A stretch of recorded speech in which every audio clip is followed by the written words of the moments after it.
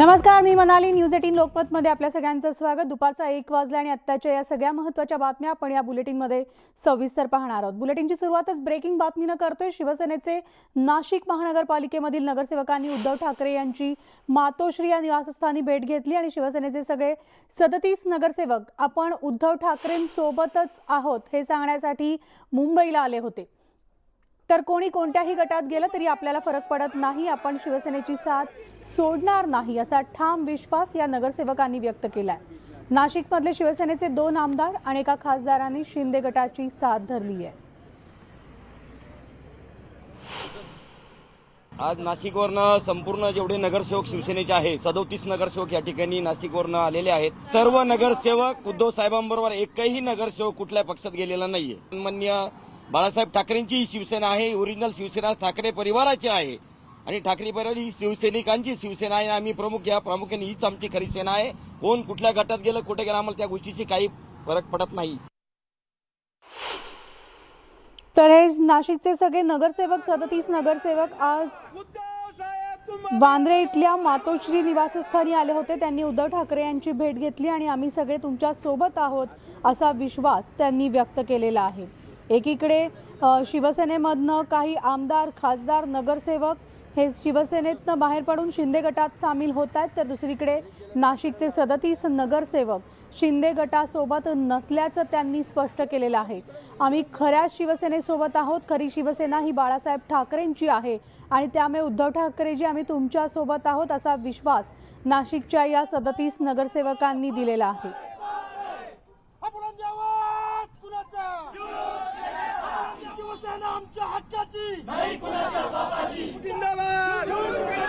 तर काही वेळापूर्वीच या नगरसेवकांनी उद्धव ठाकरे यांची भेट घेतलेली आहे. नाशिक पालिकेमधील नगरसेवक मुंबईमध्ये आज दाखल झालेले आहेत आणि त्यांनी थेट पक्षप्रमुख उद्धव ठाकरे यांची भेट घेतलेली आहे आणि आम्ही तुमच्या सोबतच असल्याचा विश्वास त्यांनी व्यक्त केलेला आहे.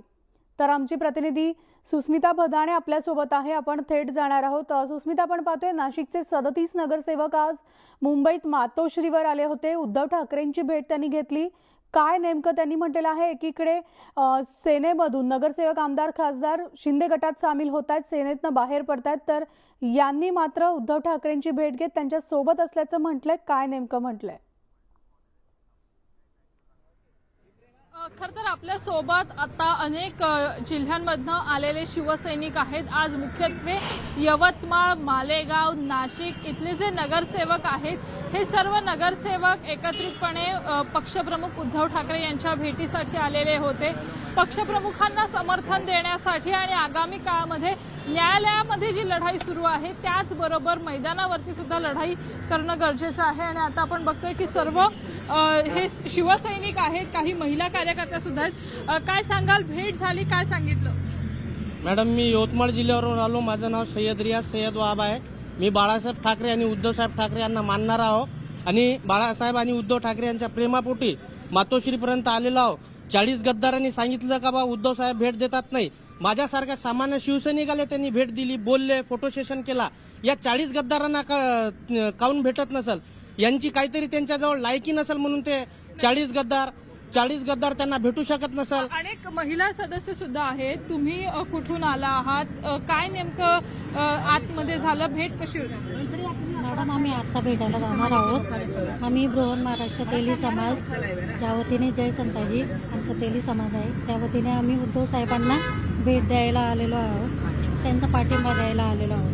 नक्कीच आपण बघतोय की ज्या पद्धतीने वेगवेगळ्या स्तरातील लोक हे आता एकत्र येत आहेत, उद्धव ठाकरे यांना समर्थन देत आहेत. एकूणच शिवसेनेच्या अस्तित्वावरती शिंदे गटाच्या बंडानंतर प्रश्नचिन्ह निर्माण झाल्यानंतर आता हे सर्व शिवसैनिक आहेत की जे वेगवेगळ्या भागातनं थेट मुंबईमध्ये मातोश्रीवरती पोहोचलेले आहेत.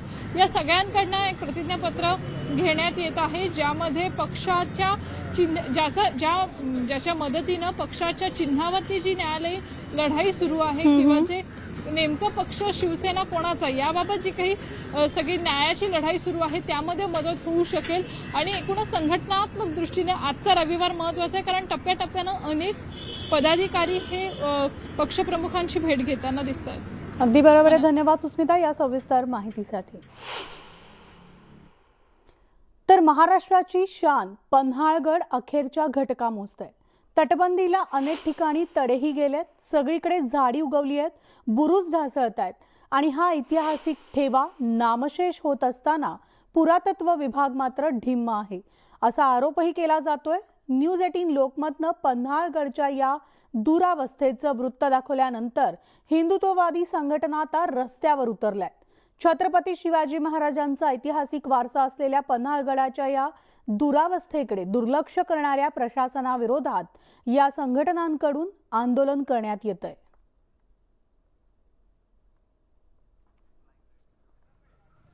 तर आमचे प्रतिनिधी ज्ञानेश्वर साळोखे आपल्यासोबत आहेत. थेट आपण जाणार आहोत. ज्ञानेश्वर, आपण पाहतोय पन्हाळगड वाचवण्यासाठी अनेक मोहीम राबवल्या जात आहेत. शिवप्रेमी जे आहेत ते समोर येत आहेत. न्यूज 18 लोकमतनं खरं तर ही बातमी लावून धरली होती आणि त्यानंतर अनेक हिंदुत्ववादी संघटना सुद्धा रस्त्यावर उतरलेल्या आहेत. काय या सगळ्यांचं म्हणणं आहे?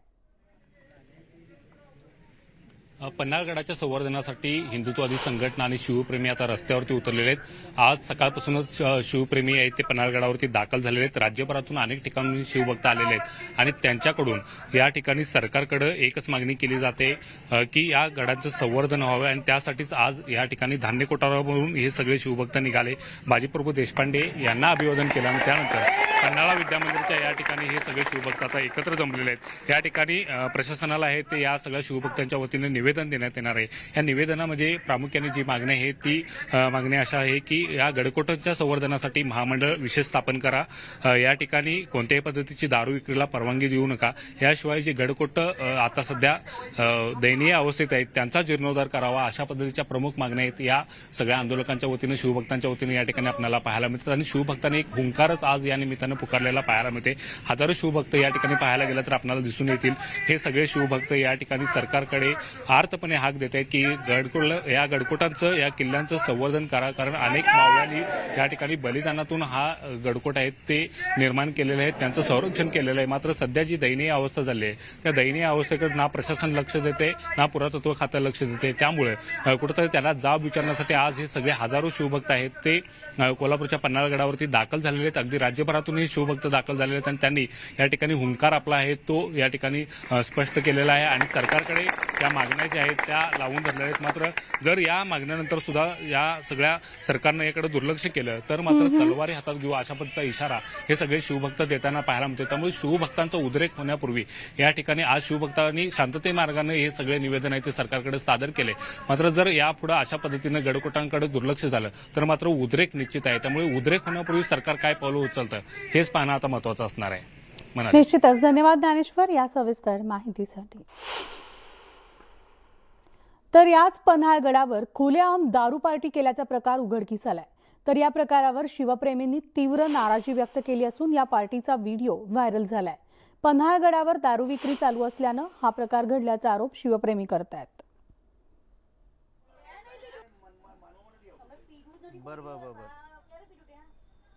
ठीक आहे. आणि आता बातमी आहे ती म्हणजे खेडमध्ये सामाजिक वनीकरण विभागामध्ये गैरव्यवहार आणि भ्रष्टाचार झाल्याची बातमी न्यूज 18 लोकमतनं दाखवली होती आणि या बातमीनंतर मुख्यमंत्री कार्यालयातून या प्रकरणाची चौकशी करण्यात आल्याची माहिती सूत्रांनी दिली आहे. तर गेल्या युती सरकारच्या काळात 33 कोटी वृक्ष लागवडीच्या योजनेत आणि मनरेगा योजनेत हा गैरव्यवहार झालाय. ज्यांनी झाडं लावली त्या शेतकऱ्यांच्या खात्यात शासनाकडून जमा झालेले पैसे अधिकाऱ्यांनी पुन्हा मागून घेतले. सोबतच शेतकऱ्यांच्या नावावर दुप्पट वृक्ष लागवड केल्याचंही दिसून येत आहे. तर याबाबत शेतकऱ्यांनी सामाजिक वनीकरण विभागात वारंवार तक्रार करून देखील त्यांच्या तक्रारींची कोणतीही दखल घेण्यात आलेली नाही आणि ज्या अधिकाऱ्यांनी गैरव्यवहार केलाय त्या अधिकाऱ्यांनी आपली बदली करून घेतली आहे. तर आता मुख्यमंत्र्यांनी यामध्ये लक्ष घातल्यानंतर या अधिकाऱ्यांवर काय कारवाई होतीये हे पाहायचंय. तर वनीकरण विभागातल्या भ्रष्टाचाराची हिरवळ समोर आलेली आहे. न्यूज 18 लोकमतनं ही बातमी लावून धरली होती आणि त्यानंतर या बातमीचा इम्पॅक्ट झालेला असून मुख्यमंत्र्यांनी स्वतः यामध्ये आता लक्ष घातलेलं आहे. त्यामुळे ज्या अधिकाऱ्यांनी भ्रष्टाचार केलेला आहे किंवा ज्या अधिकाऱ्यांनी कोट्यावधींचा गैरव्यवहार केलेला आहे त्यांच्यावर आता मुख्यमंत्र्यांकडून कारवाई करण्यात येणार आहे. याविषयीचे चौकशीचे आदेश मुख्यमंत्र्यांनी दिलेले आहेत. शेतकऱ्यांसाठीचे पैसे हे अधिकाऱ्यांनी लाटल्याचं न्यूज 18 लोकमतनं उघडकीस आणलेलं होतं. तर आमचे प्रतिनिधी चंद्रकांत बनकर आपल्यासोबत आहेत. थेट चंद्रकांतकडे जाणार आहोत. चंद्रकांत. नक्कीच, कारण जी सामाजिक वनीकरण विभागामध्ये जी 33 कोटी वृक्ष लागवडीची जी योजना होती आणि या योजनेमध्ये शेतकऱ्यांच्या झालेली जी फसवणूक आहे त्यांच्याकडून पैसे परत घेतले.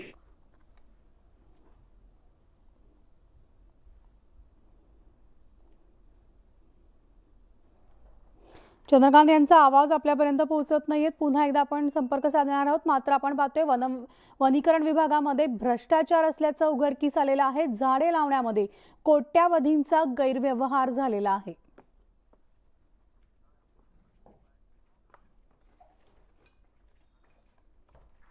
तर जळगाव जिल्ह्यातील यावल तालुक्यातल्या सातपुडा पर्वताच्या कुशीमध्ये निंबादेवी धरण ओव्हरफ्लो झालाय. दरवर्षी जळगाव, धुळ्यासह मध्य प्रदेशातून पर्यटक हजेरी लावत असतात. इथं अतिउत्साही पर्यटकांमुळे अनेकदा अपघात सुद्धा घडलेले आहेत. तर धरण परिसरामध्ये गर्दी होऊ नये म्हणून पाटबंधारे खात्याकडून विशेष उपाययोजना करण्यात येत आहेत. तरी देखील प्रशासनाचे आदेश धुडकावून अनेक पर्यटकांनी गर्दी केलेली पाहायला मिळते.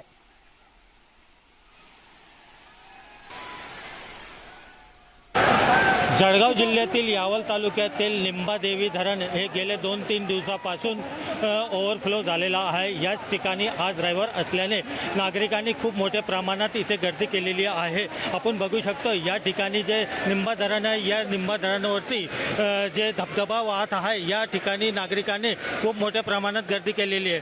जळगाव जिल्ह्यात न होत पूर्ण राज्यातून इथे पर्यटक येत असतात आणि या धबधब्याचा आनंद घेत असताना आपल्याला दिसत आहे. नुकताच जिल्हा अधिकारी यांनी एक आदेश काढलेला होता. जे धबधबे असेल, धरण असेल, या क्षेत्रावरती बंदी काढण्यात आलेली आहे. परंतु या ठिकाणी असं कोणत्याही प्रकारे इथे बंदी दिसत नाही आहे. नाही पोलीस बंदोबस्त दिसत आहे व पाटबंधारेचे अधिकारी दिसत आहे. याच ठिकाणी जे पर्यटक आहेत या धबधब्यामध्ये जाऊन ते आंघोळ करताना दिसत आहे व एन्जॉयमेंट करताना दिसत आहे. आज रविवार असल्यामुळे या ठिकाणी खूप मोठ्या प्रमाणात गर्दी झालेली आपल्याला दिसून येत आहे. तरी शासनाने जे नियम केलेले, या नियमाचं जे पायमल्ली होताना आपल्याला दिसत आहे. मित्रांनो, आकाशात 120 फुटांवर जेवणाचा आनंद लुटायचा असेल तर तुम्हाला आता परदेशात जाण्याची गरज नाही. हो, अगदी खरंय. अहो, मावळ तालुक्यातल्या कासारसई धरणाजवळ तुम्हाला स्काय डायनिंगचा आनंद लुटता येणार आहे. एका वेळी 22 लोकांच्या बसण्याची सोय आहे तिकडे. हो, तर तुमच्या सरबराईसाठी 4 वेटरही ठेवण्यात आले. आता तुम्हाला जे आवडतं ते आधी ऑर्डर करा. बरं, जेवण एकदम फर्स्ट क्लास. रुचकर जेवण समोर आल्यावर गारवा अनुभवत जेवणावर तुटून पडा. हा, एकदम फडशा पडा. सह्याद्रीचा डोंगर आपल्याला महाराष्ट्राला लाभला आहे आणि तो इथेही आहे. त्यामुळे इथे जर 120 फुटावरती आपल्याला जेवण सर्व करता आलं या नजाऱ्यासोबत, तर त्याच्यासारखा अनुभव दुसरा काही नसेल असं आम्हाला वाटलं. त्याचमुळे आपण हे इथे सुरू केलंय. पुण्यामध्ये नवीन काहीतरी संकल्पना आणावी की पुण्याच्या ग्राहकांना नवीन काहीतरी द्यावं, यासाठी आम्ही हा प्रोजेक्ट इथे आणला आहे. आता 120 फूट आकाशातली पंगत म्हटल्यावर तुम्हाला सीट बेल्ट तर बांधावे लागतीलच.